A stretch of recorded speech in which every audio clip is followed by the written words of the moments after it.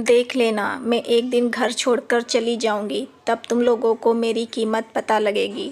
बड़बड़ाते हुए आंचल अपने घर से काम करने के लिए बाहर निकल गई। आंचल की इस चेतावनी का उसके माता पिता और भाई बहन पर कोई असर नहीं पड़ता था, क्योंकि वे जानते थे कि वह अगर घर छोड़कर जाएगी तो जाएगी कहाँ, आना तो वापस ही पड़ेगा। आजकल आंचल यह ताना अक्सर अपने माता पिता को देने लगी थी। वह ऊब गई थी उनका पेट पालते पालते। आखिर कब तक वह ऐसे बेरस जिंदगी ढोती रहेगी। उसकी अपनी भी तो जिंदगी है जिसकी किसी को चिंता ही नहीं है। आंचल के अलावा उसकी 2 बहनें और एक भाई भी था। बाप किसी फैक्ट्री में मजदूरी करता था, लेकिन अपनी कमाई का सारा पैसा शराब और जुए में उड़ा देता था। महज 12 साल की उम्र में ही आंचल ने अपनी माँ के साथ घरों में झाड़ू पोछा और बर्तन साफ करने के काम में हाथ बटाना शुरू कर दिया था। वह बहुत जल्दी खाना बनाना भी सीख गई थी, क्योंकि उसने देखा था कि इस पैसे में अच्छे पैसे मिलते हैं, और उसने घरों में खाना बनाने का काम शुरू कर दिया। धीरे धीरे आंचल ब्यूटिशियन का कोर्स किए बिना ही फेशियल मेकअप वगैरह सीखकर थोड़ी और आमदनी भी करने लगी। बचपन से ही आंचल बहुत जुझारू थी। आंचल की माँ उर्मिला पढ़ी लिखी नहीं थी, लेकिन वह अपने बच्चों को पढ़ाना चाहती थी। इसलिए वह भी जी तोड़ मेहनत करके पैसे कमाती थी, जिससे उसके बच्चे पढ़ सके। उर्मिला स्वभाव से बहुत सरल और अपने काम के प्रति समर्पित थी, इसलिए कॉलोनी में जिसके भी घर में वह काम करती थी वह उसे बहुत पसंद करते थे, और जब भी उसे ज़रूरत पड़ती उसकी पैसे और सामान देकर मदद करते थे। समय बीतता गया। आंचल ने प्राइवेट से इम्तिहान देकर बीए की डिग्री हासिल कर ली।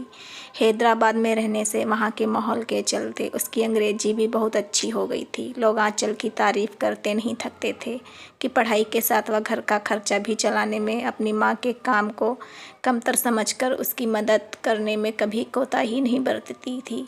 उसके उलट आंचल की दोनों बहनों ने रेगुलर रहकर पढ़ाई की, लेकिन कभी अपने माँ के काम में हाथ नहीं बटाया, क्योंकि पढ़ाई के चलते अहंकारवश उनको उसका काम छोटा लगता था। बल्कि वे तो अपने घर का काम भी नहीं करना चाहती थी। दिन भर पढ़ना या टेलीविज़न देखना ही उनकी दिनचर्या थी।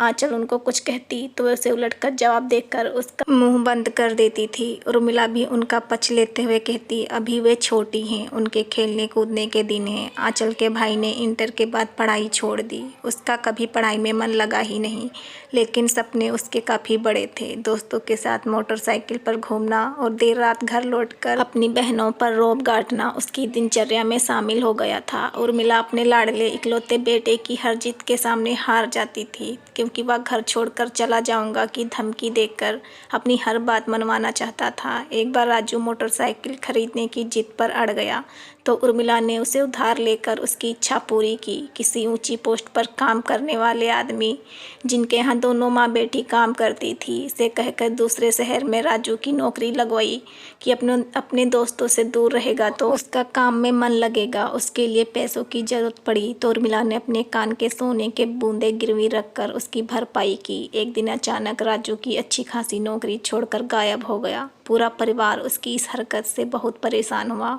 कुछ महीनों बाद पता चला कि राजू तो एक लड़की से शादी करके उसके साथ इसी शहर में रह रहा है। वह लड़की किसी ब्यूटी पार्लर में काम करती थी। उर्मिला और आंचल को यह जानकर बड़ी हैरानी हुई कि उन लोगों ने उसका भविष्य बनाने के लिए क्या कुछ नहीं किया, और उस लड़के के चक्कर में अपने कैरियर की भी परवाह नहीं की।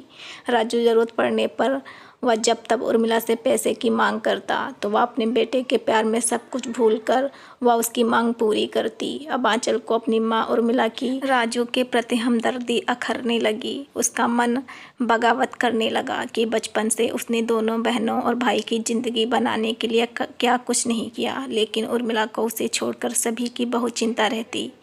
यहाँ तक कि जब आंचल अपने पिता को कुछ कहती तो उर्मिला उसे डांटती कि वह उसके पिता हैं, उसको उनके बारे में ऐसा नहीं बोलना चाहिए। आंचल गुस्से से बोलती, कैसे पिता? क्या सच बच्चे पैदा करने से ही कोई पिता बन जाता है? जब वे हमें पाल नहीं सकते तो उन्हें बच्चे पैदा करने का हक ही क्या था?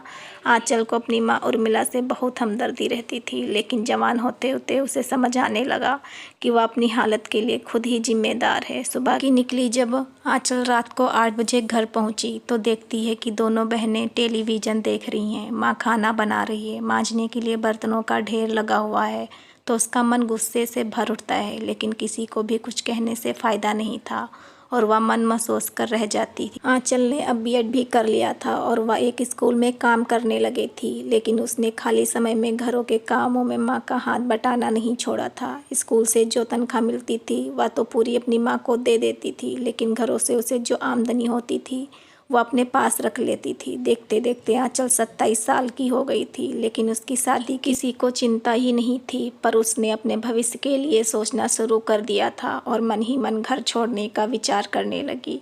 ऐसा करके वह सबको सबक सिखाना चाहती थी। आंचल ने अब बात बात पर कहना शुरू कर दिया था कि वह घर छोड़कर चली जाएगी, लेकिन वे लोग उसकी इस बात को कभी गंभीरता से नहीं लेते थे, क्योंकि उन्हें उम्मीद ही नहीं थी कि वह कभी ऐसा कदम भी उठा सकती है। पर बात यह नहीं थी। आंचल ने मन ही मन स्कूल में बने स्टाफ क्वार्टर में रहने की योजना बनाई और एक दिन वाकई अपने घर छोड़ने की खबर कागज़ पर लिखकर चुपचाप चली गई। जैसे ही घर वालों को उसके जाने की खबर मिली, सभी सकते में आ गए। सबसे ज़्यादा माँ उर्मिला को झटका लगा, क्योंकि आंचल की कमाई के बिना घर चलाना मुश्किल था। माँ के हाथ पैर फूल गए थे। एक हफ्ता बीत गया, लेकिन आंचल घर नहीं आई। उसको कई बार फ़ोन भी किया, लेकिन आंचल ने फ़ोन नहीं उठाया। हार कर उर्मिला अपनी बीच वाली बेटी के साथ उसके स्कूल पहुंच गई। उर्मिला के कहने पर गार्ड आंचल को बुलाने गया।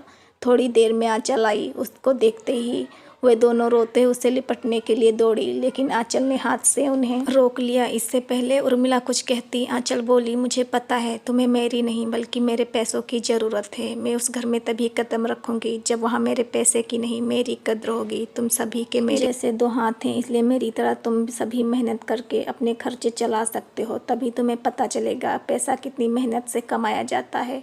हम मुझसे किसी तरह की उम्मीद मत रखना। अब मैं सिर्फ अपने लिए जीऊँगी। मुझसे कभी दोबारा मिलने की कोशिश भी नहीं करना। और इतना कहकर वह वहाँ से तुरंत लौट गई। अपनी बेटी की दो टूक बात सुनकर माँ उर्मिला हैरान रह गई। वह उसके इस रूप की कल्पना भी नहीं कर सकती थी। आज वह इतनी कठोर कैसे हो गई। उर्मिला वहीं थोड़ी देर के लिए सिर पकड़कर बैठ गई। उर्मिला ने अपने सभी बच्चों को बचपन से ही मेहनत करना सिखाया होता और पैसे की अहमियत बताई होती तो आंचल को अपना घर छोड़ना ना पड़ता और ना उर्मिला के ऊपर मुसीबतों का पहाड़ टूटता। अपने पति और बेटे के प्रति अंधे प्यार ने उन्हें निकम्मा और नकारा बना दिया था, जिसके चलते उन्होंने कभी जिम्मेदारी निभाने की कोशिश ही नहीं की। उनको मुफ्त के पैसे लेने की आदत पड़ गई थी। वे दोनों इस परिवार का बोझ बन गए थे। माँ उर्मिला को आंचल के जाने से अपनी गलती का एहसास हुआ, लेकिन अब पछताए हो क्या जब चिड़िया चुग गई खेत। उर्मिला को अब नए सिरे से घर का खर्च चलाना था। उसने कुछ घरों से उधार लिया, या कहकर कि हर महीने उसकी पगार से काट लें। पहले ही खर्चा चलाना मुश्किल था, उस पर उधार चुकाना उसके लिए किसी बोझ से कम ना था। पति और बेटे से तो उम्मीद लगाना ही बेकार था, लेकिन बीच वाली बेटी ने किसी दुकान में नौकरी कर ली और छोटी बेटी ने अपनी पढ़ाई के साथ साथ माँ के साथ घरों के काम में हाथ बटाना शुरू कर दिया। लेकिन उनको अपने खर्चों में भारी कटौती करनी पड़ी। इस वजह से वे दोनों बहनें चिड़चिड़ी सी हो रहने लगी थी। आंचल के स्वभाव और उसको अपने काम के प्रति निष्ठावान देखकर उसके एक सहयोगी ने उसके सामने शादी का प्रस्ताव रखा, तो उसने हामी भरने में बिल्कुल भी देरी नहीं लगाई। शादी के बाद आंचल ने घर और स्कूल की जिम्मेदारी बखूबी निभाकर सबका मन मोह लिया। सुखी जिंदगी जीने लगी।